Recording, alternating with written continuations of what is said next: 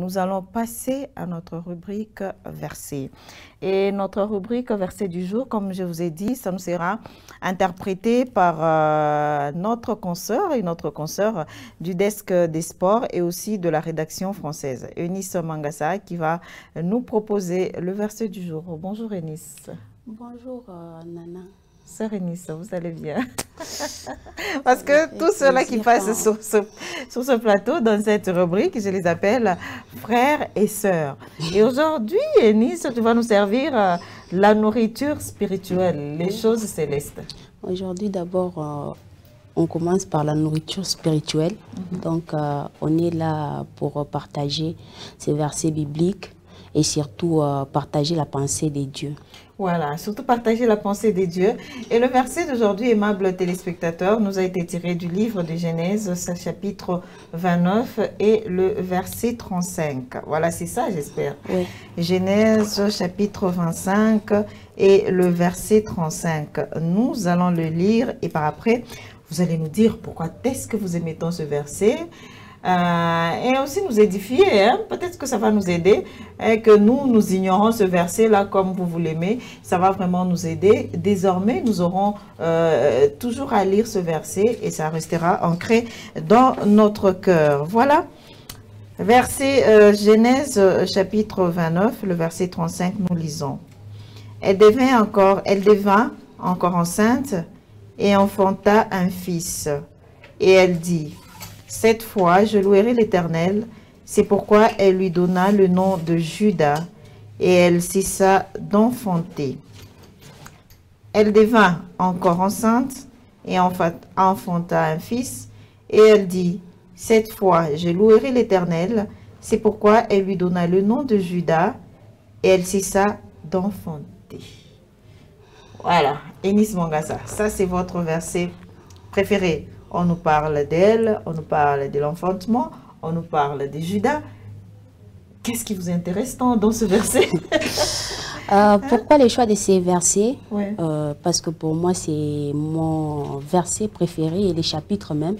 Là où on a tiré ces versets, c'est un chapitre et un verset interpellateur. Okay. Là, on nous parle de l'histoire de Jacob, Rachel et Léa. Jacob qui est allé travailler chez son oncle pour avoir Rachel, mais dans la ruse de Laban, il a donné d'abord Léa, selon la coutume, parce qu'on ne peut pas marier la petite avant la grande sœur. Donc Laban qui a donné Léa à la place de Rachel, mais Jacob a encore travaillé pour avoir Rachel. Maintenant, l'Éternel a vu que Léa n'était pas aimée par son mari. L'Éternel a rendu Léa féconde et Rachel était stérile. Maintenant, ce qui m'intéresse beaucoup plus dans ces versets, c'est quoi? C'est nous, les hommes, même Léa, elle pensait à sa manière. Au lieu de placer d'abord Dieu avant toute chose, au lieu de voir d'abord la grandeur de Dieu et autres, elle a vu d'abord ses pensées, elle les a placées devant tout. Oui, vous voyez, tout là, elle a fait confiance. Donc, quand vous verrez, là, c'était le quatrième fils. Au premier fils, il dit, Dieu a vu mon humiliation. Il a donné le nom de Ruben. Il dit, cette fois-ci, mon homme m'aimera. Ça, c'était les pensées de Léa. Ce n'était pas les pensées de Dieu. Notre Dieu n'agit pas en fonction de nos pensées. Il n'agit pas en fonction de ce que nous, on pense, de ce que nous, on veut. Notre Dieu, il nous surprend. Des fois, il fait toute chose, bon, lui semble. Donc, il fait tout selon sa manière et selon ce que lui pense. Et quand il voit notre relation. Mais Léa a oublié cet aspect. Il a donné le nom de Ruben. Oh, Jésus, le Dieu a vu mon humiliation. Après, il dit, Dieu m'a rendu encore grosse. Donc, cette fois-ci, il a entendu. Il m'a donné même celui-ci. Cette fois-ci, mon homme m'aimera. Ce n'était pas toujours le cas. Au troisième, il dit, Dieu m'a donné le troisième. Donc, Lévi, là, mon homme s'attachera à moi. C'était toujours dans ses pensées. Mais au quatrième, c'est quand Léa a ouvert les yeux. C'est quand Léa a compris maintenant que non, cette fois-ci, je dois placer Dieu devant tout. C'est alors que Léa a dit, cette fois-ci, je louerai l'Éternel. Parce que notre Dieu, il siège au milieu de la louange et de l'adoration. C'est ce que Amen. Léa avait oublié. Oui. Elle devait commencer par là, donc par dire cette fois-ci, je louerai l'Éternel. Peut-être dans cette louange, Dieu devait faire quelque chose et son son homme devait mari, s'attacher voilà. à Léa. Mais Léa avait oublié cet aspect. Elle pensait à sa manière, elle interprétait les choses dont elle voulait. Vous voyez. Donc, mais Dieu l'a confondu. Et au quatrième, c'est quand Léa a compris. C'est comme nous aussi. Peut-être il y a des Léa qui me suivent là. Vous avez des problèmes, vous vous dites, vous vous approchez devant Dieu, vous vous dites que non, moi je veux ça. Non. Oui. Vous Des donnez fois, une ligne de conduite à une ligne Dieu. de conduite à Dieu. Dieu ne veut pas ça. Donc, si on s'approche devant Dieu, même si on a des problèmes qui nous dépassent, même si on est désespéré, même si les problèmes à quelle grandeur, plaçons d'abord Dieu devant. Donc, louons l'Éternel. Et lui-même, parce qu'on dit, notre Dieu sonde les cœurs et les reins. Il verra ce qui est dans nos cœurs. Amen. Il va agir, il va donner des solutions à nos problèmes si on les loue vraiment. Parce qu'il dit que l'heure est venue où les vrais adorateurs m'adoreront en esprit et en vérité. Parce que les deux choses-là, la louange et l'adoration, marchent toujours de pair.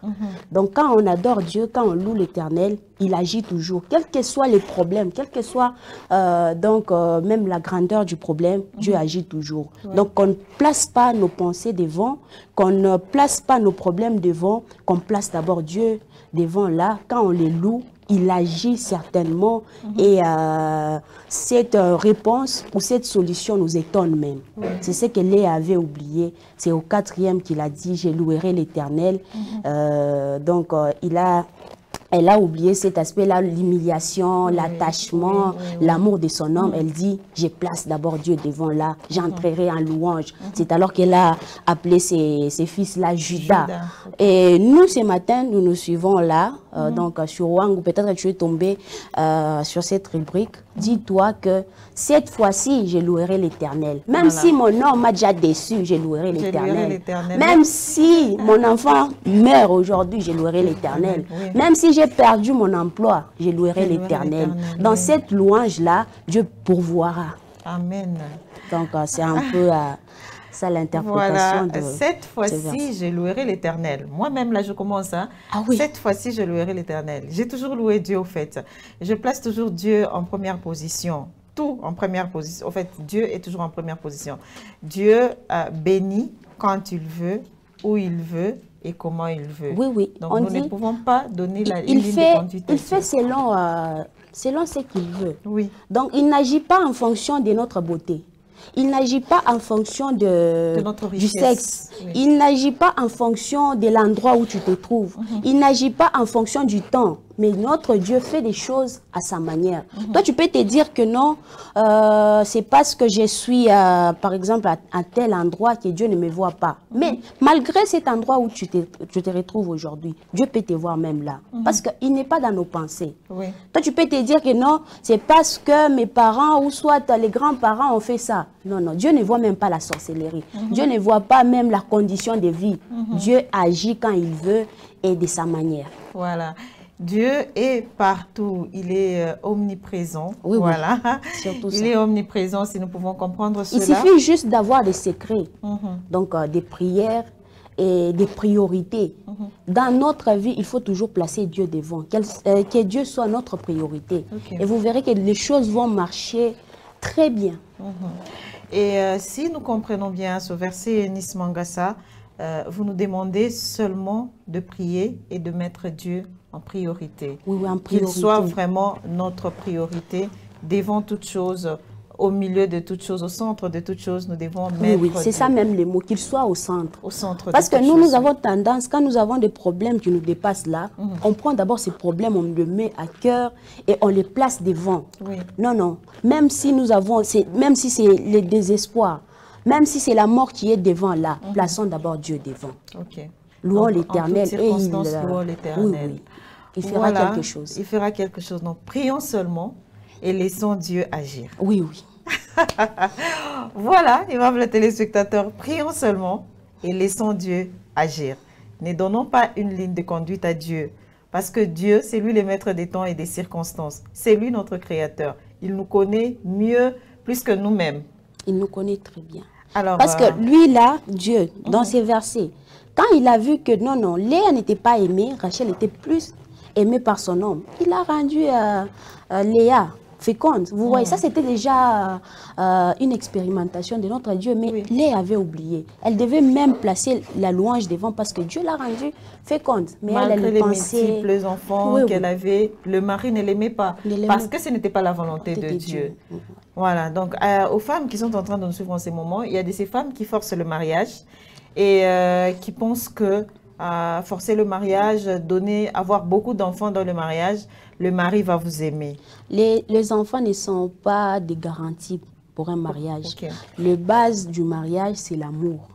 Quand vous vous aimez vraiment, même s'il y a des tempêtes qui viennent après, votre mariage va rester là où il est. Donc vous pouvez être stérile, que si vous mettez Dieu avant toute chose, votre mari va beaucoup vous aimer et votre mariage tiendra. Vous pouvez avoir beaucoup d'enfants, mais si vous ne mettez pas Dieu en priorité, votre mariage ne tiendra pas. Il faut faire confiance en Dieu. Voilà notre message aujourd'hui, reçu par Eunice Mangassa. Par la sœur Eunice Mangassa. Par la sœur, c'est pas possible. Je suis déjà connectée par le Saint-Esprit. Et je ne sais pas, ça nous fait tellement du bien, ça nous édifie ce matin et ce plateau est vraiment béni. Alors, qu'est-ce que nous devons retenir de ce verset en gros?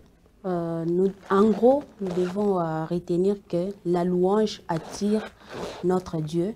Donc, quand nous louons l'Éternel, les solutions viennent rapidement. Quand nous louons l'Éternel, même si nous étions dans quel pétrin, Dieu décante. Donc, nous devons placer la louange avant toute chose. Même si nous sommes dans quelle situation, si nous louons vraiment Dieu, nous verrons que notre Dieu va écouter même cette prière-là. Il va voir nos cœurs, parce que lui, il sonde les cœurs et les reins. Il nous connaît déjà dès le ventre de nos mamans et autres. Même avant qu'on soit conçus, il nous connaissait. Alors, nous devons seulement le louer, malgré les problèmes, malgré des situations. Voilà. Dieu siège au milieu de la louange et de l'adoration.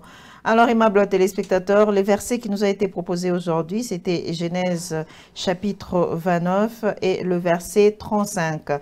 Genèse chapitre 29, le verset 35.